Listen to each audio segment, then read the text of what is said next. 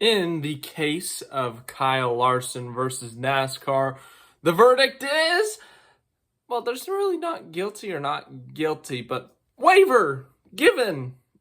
Yeah, I don't know how that would properly be said in a courtroom. But yes, Kyle Larson has been granted a playoff waiver for missing a race at the Coca-Cola 600. Of course, Kyle Larson attempted or was going to attempt to do the double the Indianapolis 500 and the Coca-Cola 600. But with there being rain at Indianapolis and it pushing that race back a few hours and Larson committed to the Indy 500, they ran that race. And because of that, Larson missed a little bit more than half of the Coca-Cola 600. Well, to be exact, he missed more than half, 73.5 miles over the halfway point. But he did get to Charlotte. He had his helmet on. He was ready to get in the car, ready to drive the number 5, even though it would count as just an Allgaier start.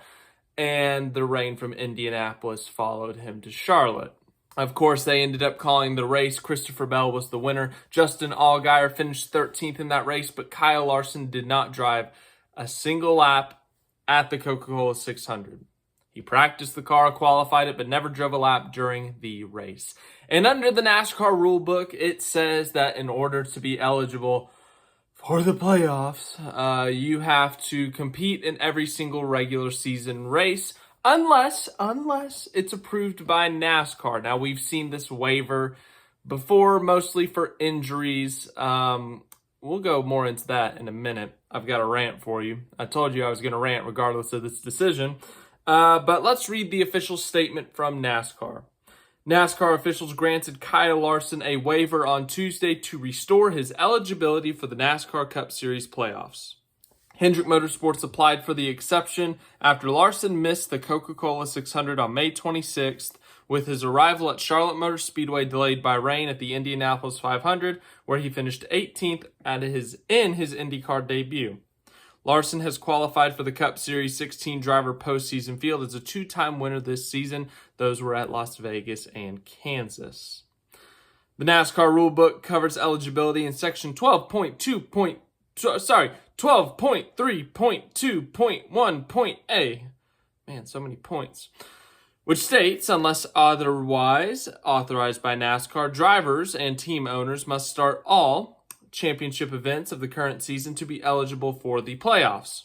If a starting position was not earned, then the driver and team owner must have attempted to qualify at the discretion of the series managing director for the race. And then Elton Sawyer, Senior Vice President of Competition, said, "We didn't take it lightly. There was a lot of discussion internally. We ultimately landed at giving Kyle a waiver. Essentially, our decision-making was, although we had the inclement weather in Indianapolis as well as Charlotte, Kyle made every attempt to get to Charlotte. He was standing in the pit box with his helmet ready to go. Unfortunately, we had weather in Charlotte as well and were unfortunately not able to get the race going again. That's how we landed on our decision. This is without a doubt uncharted waters for us. In the past, those waivers have been given mostly for medical reasons. This one was unprecedented in that we had a driver miss one of our races, a championship event, to be at another event. That's why it took as long as it did. There were different views from different people. Everyone had a view on it. The ultimate decision we wanted to get to was the right decision, and we felt like we got there."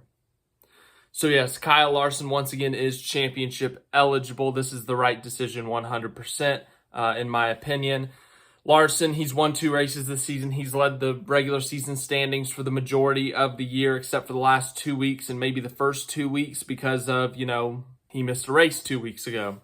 And that essentially, in my opinion, is punishment enough. If he misses an event, he's fighting for the regular season championship and, he loses a lot of points, and that's the highest points paying race of the year, then yeah, that's punishment enough.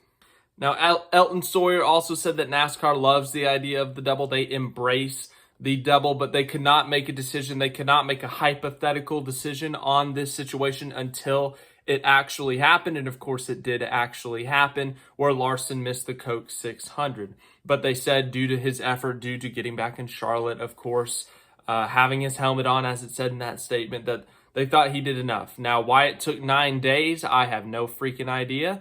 But I have strong opinions about this.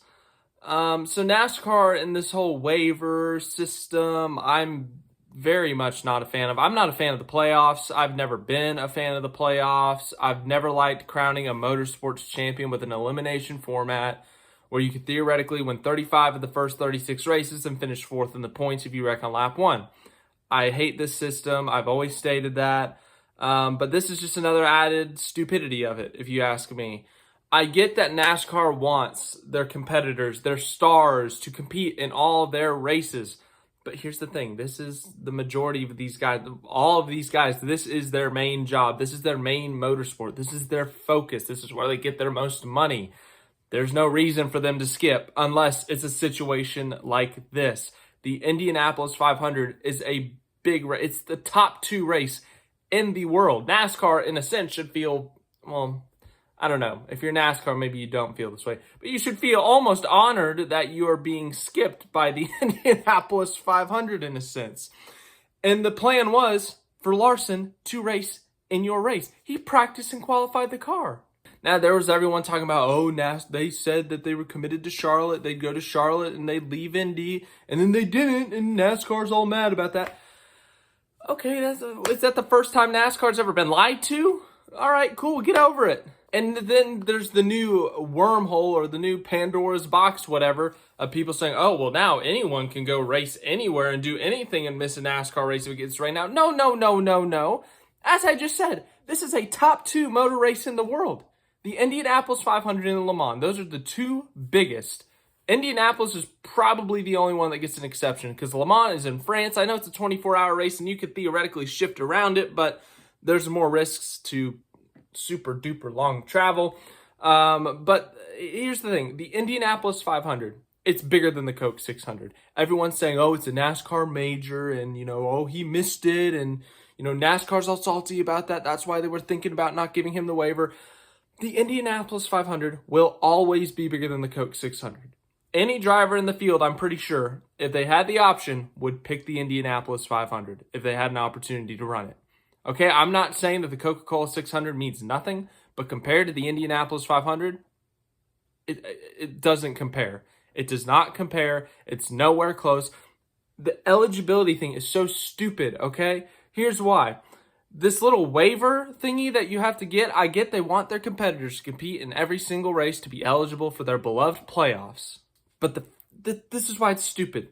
You can get a waiver for literally anything. Literally anything. Chase Elliott broke his leg snowboarding. Yep, waiver. Chase Elliott got suspended for intentionally wrecking someone. Waiver. Eric Jones broke his back in a NASCAR race. Waiver. Alex Bowman broke his back in a non-NASCAR race. Waiver. Matt Kenseth literally did nothing. He did nothing. He skipped the first 4 races of the season because he didn't think he was going to be racing in 2020. He did nothing. He sat on his couch. Waiver.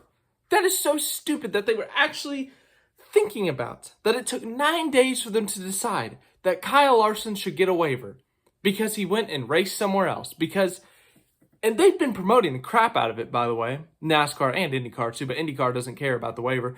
NASCAR has been promoting the crap out of this. They have been tweeting it, Instagramming, Facebooking. I don't know if those are the proper terms. But they have been promoting this. They have been pushing this. They said that they are for the double. And they ultimately gave him the waiver, which I'm very happy, but it took so freaking long. It took 9 days. And there were reports that there was serious consideration to not giving him the waiver, which would have been the stupidest decision, maybe in NASCAR history. That might be an exaggeration, but it would have been an all-time stupid one. You look at the Jeff Gordon thing from 2013. We still talk about it 11 years later when Jeff Gordon got added as a 13th driver to the chase and how dumb that decision was. Oh, boy, this would have made that look. Whew. I mean, it makes no sense. The system, the playoff system makes no sense. It's dumb. Once again, this is my opinion. You can have a different one. And the waiver system is dumb. I know it's technically a rule, but the rule doesn't even get applied properly. It's not a rule. It's a recommendation, if anything. I just said Matt Kenseth sat on his couch for 4 races, and they gave him a waiver. I thought this waiver was for injuries, but no, this is a pointless rule. Take it out of the rule book or actually apply it. Okay? And also, you know what? No, don't even apply it. Just take it out of the rule book. It's so stupid. It's genuinely so stupid. It's such a stupid rule. It is. It makes no sense. They hand out waivers for everything. Genuinely, if Jimmy Johnson wanted to go full time and wins a race, I honestly think they'd give him a waiver. Because I just said Matt Kenseth got a waiver in 2020 for doing nothing. It makes no sense. The rule is stupid. I'm just happy they gave Larson a waiver. I told you guys I was going to rant regardless. Yeah, man. If they didn't give him a waiver, this rant would have gone on 30 minutes. It's a miracle this is only 11. But thanks for watching this video. I hope you enjoyed. I'm glad Kyle Larson got a waiver. He posted a little GIF of himself doing a thumbs up. So good job to NASCAR. You gave him a waiver. I still don't like the playoffs. I still think the waiver rule is stupid. It should not have taken 9 days. Every other situation has taken less than a day.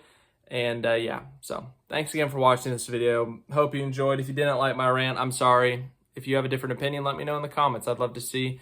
And I'll see you guys in the next video.